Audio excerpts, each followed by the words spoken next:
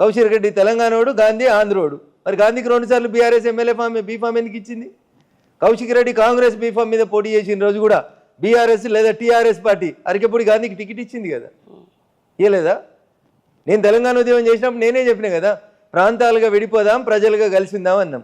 ఇలా కౌశిక్ రెడ్డికి ఎందుకు అరకెప్పుడు గాంధీ అనేటువంటి ఆంధ్రాణి అనే పదం ఎందుకు గుర్తొచ్చింది? ఎందుకు వచ్చింది అంటున్నా. అంటే టీఆర్ఎస్ తన ఉనికిని కోల్పోతున్నప్పుడల్లా మళ్ళీ ప్రాంతీయ విభేదాలు రెచ్చగొట్టి మాట్లాడాలి. ఏం మాట్లాడాలి, ఏం చేయాలని తెలియదు. ఎవడి మాట వినరు, అహంకారం ఎక్కువ, పైసలు ఎక్కువ. తీసుకుపోయి లోపల ఏమంటే రేవంత్ రెడ్డి కాంప్రమైజ్ పాలిటిక్స్. ఎందుకు వేస్తలేడు ఓటుకు నోటు కేసులో? నవీన్ రావుని ఎందుకు బయటికి పంపించినావు? హరీష్ రావు బయట ఎందుకున్నాడు? వెంకటరామరెడ్డి పైసలు వసూలు చేసిండు పోలీసు వాళ్ళని పెట్టుకొని అని చెప్పి స్టేట్మెంట్ ఇచ్చిండు కదా ప్రణీత్ రావు. వెంకటరామరెడ్డి ఈయనే ఉన్నాడు కదా, రాజపుష్ప కంపెనీ ఈయనే ఉంది కదా, ఎందుకు తీసుకొచ్చి లోపలేస్తలేడు రేవంత్ రెడ్డి? చుట్టాలా, కులమా, ఇంకేమైనా మొహబ్బత్ ఉందా? చెప్పు జనానికి. ప్రణీత్ రావు అనేటువంటి ఇచ్చిన స్టేట్మెంట్లో, భుజంగరావు ఇచ్చిన స్టేట్మెంట్లో, రాధాకిషన్ రావు ఇచ్చిన స్టేట్మెంట్లో మేము రాజపుష్ప కన్స్ట్రక్షన్ కంపెనీ వాళ్ళ దగ్గరికి పోయి వాళ్ళని తీసుకొని పోయి రాణిగంజ్లో ఈడ ఆడ కోట్ల రూపాయలు వసూలు చేసినామని స్టేట్మెంట్ ఉంది. రాణిగంజ్లో పైసలు ఇచ్చినోడు ఎవడో ఎందుకు పట్టుకొస్తలేరు అని? రాజపుష్పని ఎందుకు పట్టుకొస్తలేరు? ఎందుకు చేస్తలేరు అంటున్నా. అంటే రేవంత్ రెడ్డి కూడా సేమ్ చంద్రశేఖరరావు గారు అడుగుజాడలలోనే నడుస్తున్నాడు. అందుకని నేను ఎప్పుడు చెప్పేది ఒకటే, ఒక నాణ్యానికి బొమ్మ కాంగ్రెస్ అయితే బొరుసు బీఆర్ఎస్. వాళ్ళిద్దరు ఇన్సెపరబుల్ కాదు.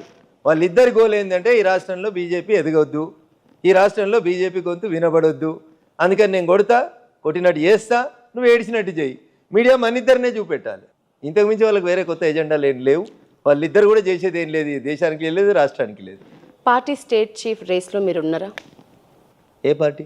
BJP party. మా పార్టీకి మంచిగా ఒక అధ్యక్షుడు ఉన్నాడు, కేంద్ర మంత్రి అయినరు, పనిచేస్తున్నారు. వారి నాయకత్వంలో మేము 8 మంది ఎంపీలను గెలిచినాం, 8 మంది ఎమ్మెల్యేలను గెలిచినాం. పార్టీ అధిష్టానం ఆలోచించే ఎలక్షన్లో బీజేపీ అధికారంలోకి రావడానికి మీ కార్యాచరణ సార్? సో ఇప్పుడు మనిషి ఆశా జీవితల్లి, గెలుస్తామని ఆశ ఉంటుంది. మోడీ గారి నాయకత్వంలో 100% 2029 ఎలక్షన్లో మేమే గెలుస్తాం. తెలంగాణ రాష్ట్రంలో కూడా మేమే అధికారంలోకి వస్తాం. దానికి కావాల్సినటువంటి కార్యాచరణ certain things we cannot disclose out side in the air. With in the 4 walls మా పార్టీ నాయకులు అందరం కూర్చొని మాట్లాడుకుంటాం. పార్టీకి ఏది మంచిది, ప్రజలకు ఏది మంచిది, ఈ దేశ హితానికి ఏది మంచిదో మేము దానికోసమే పనిచేస్తాం. బీఆర్ఎస్ వర్సెస్ కాంగ్రెస్ నడుస్తుంది రాష్ట్రంలో, బీజేపీ యాక్టివిటీస్ పెద్దగా లేవు ఈ కాంగ్రెస్. అట్లా మీరు అనుకుంటే మేమేం చేస్తాం చెప్పండి. ఒక పక్కన వక్ఫ్ బిల్లు తీసుకొచ్చేందుకని చెప్పి భారతీయ జనతా పార్టీ నాయకత్వం, ఎన్డీఏ నాయకత్వంలో నరేంద్ర మోడీ గారు పార్లమెంట్లో ఒక ప్రయత్నం చేస్తూ ఉన్నాం. మేము అసలు వక్ఫ్ బిల్లు మీద చర్చ జరగొద్దని ఇదంతా డ్రామా కంపెనీషన్లో అటు కాంగ్రెస్ ఇటు టీఆర్ఎస్ కలిసి చేస్తుందని నేను ఆరోపిస్తున్నా. ఒక పక్కన అటు ముస్లిం సంస్థలు అన్నీ పోయి ఇళ్లకు పోయి సంతకాలు పెట్టించుకుంటున్నాయి. హిందూ సమాజం ఇలా ఆలోచించాలి, మేల్కొనాలి. వక్ఫ్ బిల్లు వద్దని ఇంటింటికి పోయి సంతకాలు పెట్టిస్తున్నారు ముస్లిం సోదరులు. ఏం చేస్తుంది కాంగ్రెస్ ప్రభుత్వం? దాన్ని వ్యతిరేకిస్తున్నామని రేవంత్ రెడ్డి గారు సపోర్ట్ చేసినామని కానీ అక్బరుద్దీన్ అసదుద్దీన్ పోయి చెప్పేస్తారు. అక్బరుద్దీన్ హైదరాబాద్ కమిషనర్ శ్రీనివాసరెడ్డిని మార్చి మాకు ఆనంద్ మంచిగా ఉంటాడంటే ఆనంద్ని పెట్టేస్తారు. ఎందుకంటే ఆయన చెప్తే ఇంటలేడంట. అట్లా ఇది ఆయన కథ. రాత్రి 11 తర్వాత ఓల్డ్ సిటీలో ఎవడు పడతాడు ఎటు పడతాడు తిరగొద్దంటే అది ఖచ్చితంగా ఇబ్బంది అనిపిస్తుంది వాళ్ళకి. అట్లా I'm not against CV Anand గారు, I'm in favour of Srinivas Reddy గారు అని కాదు. ఇక్కడ ఎందుకు మార్చిర్రు? గణేష్ని వినాయక చవితి అంటూ ప్రారంభమైన తర్వాత ఒక కానిస్టేబుల్ మార్చలే ఇయ్యాలడు దాకా ఎవరు? ఎందుకు ఏకంగా కమిషనర్లే మారిపోతున్నారు? ఎందుకు? ఓటుకు నోటు కోట్లో పెద్ద మొత్తంలో డబ్బులు చేతులు మారినాయి. ఓటుకు నోటు కేసుని న్యూట్రలైజ్ చేసిర్రు. ఓటుకు నోటు కేసు లోపల ఎవరిని అరెస్ట్ చేయడు రేవంత్ రెడ్డి. కేసీఆర్ని చేయడు, హరీష్ రావుని చేయడు, కవితమ్మని చేయడు, కేటీఆర్ని చేయడు, ఇంకా సినిమాలలో చేయడు, నవీన్ రావుని చేయడు, ఎవరిని చేయడు. అయిపోయింది. మీడియాకి 4 రోజులు మసాలా కావాలి, ఆ మసాలా కోసం నడిచింది, అయిపోయింది. ఇలా ఏ మీడియా మాట్లాడేది దాని గురించి, ఏ కోర్టు దాని గురించి ప్రశ్నించదు. అందుకని అది అట్లేపోతుంది. బీజేపీ యాక్టివిటీస్ లేవు అంటే మేము అనుకుంటున్నామన్నారు. మీ పార్టీకి సంబంధించిన అనుబంధ సంస్థలు బీజేఎల్పీ, బీజేవైఎం, మహిళా మోర్చా, ఈ యాక్టివిటీస్లో కూడా బీజేపీ నేతలే ఎక్కువగా కనిపించారు. ఎందుకు సార్? ఎందుకు? మేము 100% మేము మెంబర్షిప్ చేస్తూ ఉన్నాం. మీకు తెలియకపోతే మేమేం చేస్తాం తల్లి. 100% ప్రతి బూత్లో మేము చెప్తా ఉన్నాం. ప్రతి బూత్లో మా యాక్టివిటీ నడుస్తుంది, ప్రతి బూత్లో మెంబర్షిప్ అవుతుంది. ఉదాహరణకి 119 నియోజకవర్గాలు తీసుకుంటే చేవెళ్ళ ఫస్ట్ ఉంది, దుబ్బాక సెకండ్ ఉంది. మేము 9,800 సభ్యత్వం మేము చేసినాం 10 రోజులలో, సెప్టెంబర్ 2 నుంచి ఏళ్ళటి దాకా. చేవెళ్ళ వాళ్ళు 10,000 చేసిర్రు. అట్లా మేము మా పని మేము చేసుకుంటా ఉన్నాం. చాప కింద నీరులాగా మా యాక్టివిటీ మేము చేస్తూ ఉన్నాం.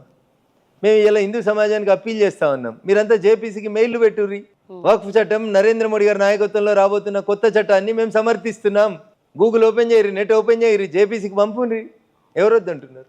ఎస్సీ వర్గీకరణకు సుప్రీం అనుకూలంగా తీర్పిచ్చినా కూడా విస్తృత ప్రచారం బీజేపీ నుంచి జరగట్లేదు అని కామెంట్. ఏమంటారు సార్? సుప్రీంకోర్టు ఇచ్చిన జడ్జిమెంట్ గురించి రఘునందన్ రావు ఎందుకు ప్రచారం చేయాలి? ఏ సంస్థనైతే వర్గీకరణ కావాలని కొట్లాడిందో, ఏ నాయకుడైతే వర్గీకరణ కావాలని కొట్లాడిండో, మందకృష్ణ గారు అదే పని మీద తిరుగుతూ ఉన్నారు కదా. ఇప్పుడు మేమేమన్నా మాట్లాడినాం అనుకోండి, వీళ్ళు పోయి కోర్టుని ఇన్ఫ్లుయెన్స్ చేసిరని చెత్త మాటలు మాట్లాడతారు. సీజే ఇంటికి గణపతి పూజకు రమ్మంటే నరేంద్ర మోడీ గారు పోతేనే చెత్త మాటలు మాట్లాడే ప్రతిపక్షాలు ఉన్న ఈ దేశంలో ఎస్సీ వర్గీకరణకి బీజేపీ ప్రచారం మొదలుపెట్టింది అనుకోరు, తెల్లారు ఏం మాట్లాడతారు? మీరు అన్నారు కదా కవితకు బీజేపీ చెప్తేనే బెయిల్ వచ్చిందని, మరి కేజ్రీవాల్కి ఎవరు చెప్తే బెయిల్ వచ్చింది? ఇలా కాంగ్రెస్ వాళ్ళు మాట్లాడాలి కదా, నోరు తెరవాలి కదా కాంగ్రెస్ వాళ్ళు, ఎందుకు తెరుస్తలేరు? ఎస్ వి సెడ్ ముకుల్ రోహిత్కి కవిత అడ్వకేటు, ముకుల్ రోహిత్కి రేవంత్ రెడ్డి అడ్వకేటు.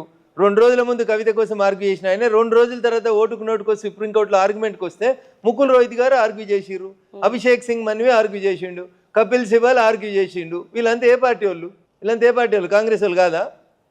కేశవరావు గారు రాజీనామా చేసిర్రు, మరి 12 మంది ఎమ్మెల్యేలు ఎందుకు రాజీనామా చేస్తలేరమ్మా? నాకు తెలియక అడుగుతా నేను. కేశవరావు అయితే డైరెక్ట్ ఎలక్షన్లో నిలబడలే, కారు గుర్తు మీద గెలవలేదు, నామినేట్ చేస్తే వచ్చి రాజ్యసభ సభ్యుడైండు. ఏడాదిన్నరనే ఉంది ఆయన టెన్యూరు. ఏడాదిన్నర ఉన్నోడు ఏంది నైతిక విలువలకు కట్టుబడి రాజీనామా చేసిన అన్నాడు కేశవరావు సార్. అవునా? మరి 4.5 ఏళ్ళు ఉన్న ఎమ్మెల్యేలు టీఆర్ఎస్ బీఫామ్ మీద గెలిచిన వాళ్ళు కాంగ్రెస్కి పోయినప్పుడు ఈ నైతిక విలువలు ఏడిపోయినాయమ్మా? కేశవరావు గారు సెంటర్లు ఉంటే ఇటు పక్కన మల్లికార్జున ఖర్గే గారు, ఇటు పక్కన రేవంత్ రెడ్డి గారు ఉండి కండువా వేస్తే కేశవరావు గారు చెప్పారు నైతిక విలువలకు కట్టుబడి రాజీనామా చేస్తున్న రాజ్యసభ సభ్యత్వానికి. I welcome the statement of the then MP Mr Keshava Rao గారు. మరి అవే నైతిక విలువలు ఖర్గే గారికి ఎందుకు యాదికి రాలేదు? రేవంత్ రెడ్డి గారికి ఎందుకు యాదికి రాలేదు? 12 మందిని కూడా రాజీనామా చేయించుర్రి. ఇప్పుడు అభిషేక్ సింగ్ మన్వీని తెచ్చి పెట్టుకున్నారు కదా. అంటే అభిషేక్ సింగ్ మన్వీని పెట్టుకోవడం కోసం కేశవరావు గారితో రాజీనామా చేయించేందుకు మీకు ధైర్యం వస్తుంది. కానీ 12 మందితో రాజీనామా చేపిస్తే మీరే గెలుస్తారు కదా. మీ పథకాలు బాగున్నాయి కదా, మీరు 6 పథకాలు అమలు చేసిరు కదా, 2 లక్షల రైతు రుణమాఫీ అయిపోయింది కదా, ఫ్రీ బస్సులు ఇచ్చిరు కదా, అన్నీ సక్కంగా ఉన్నాయి కదా. ఒకసారి రెఫరెండం పెట్టుకోండి, 12 సీట్లలో ఎలక్షన్లో కోండ్రి, ప్రజలు ఏం తీర్పిస్తారో చూస్తే ఇంకా 4.5 ఏళ్ళు ఉంటుంది కదా మీకు సరిదిద్దుకోవడానికి అవకాశం. ఎందుకు భయపెడుతురు? ఉన్నది మాట్లాడితే రైతు బంధు వీటి అమలు మీద మీ కామెంట్స్ ఏంటి సార్? రైతు బంధు ఏడేస్తున్నారు, వేస్తలేరు కదా. రుణమాఫీలో 2 లక్షల రూపాయల రుణమాఫీ చేసినామని చెప్పి దానికి 1,00,000 కండిషన్స్ పెట్టిరు. ఒక వస్తువును అమ్మేటప్పుడు పేపర్లలో పెద్ద అడ్వర్టైజ్మెంట్ వేస్తే కింద కనబడకుండా స్టార్ గుర్తు పెట్టి షరతులు వర్తిస్తాయి అని రాస్తారు. ఆ షరతులు ఏంది? ముఖ్యమంత్రి గారు నోటికెళ్ళి వచ్చినాయి. ఏమని? ఒక రేషన్ కార్డుకి ఒకటే మాఫీ చేస్తామని చెప్పారు. అదే జరుగుతుంది ఇప్పుడు. మళ్ళీ ఏదో సరిదిద్దుకుంటేందుకు చెప్పి మేము రేషన్ కార్డు అనలేదు, కుటుంబం అనలేదు, అందరికీ మాఫీ చేస్తాం, ఇంకా 3 లక్షల మందికి మాఫీ చేస్తామని ఇలా తుమ్మల గారి స్టేట్మెంట్ కనబడుతుంది పేపర్ లోపల. అంటే కాంగ్రెస్కి ఒక డైరెక్షన్ లేదు, కాంగ్రెస్ నాయకుల మధ్యన ఐక్యత లేదు.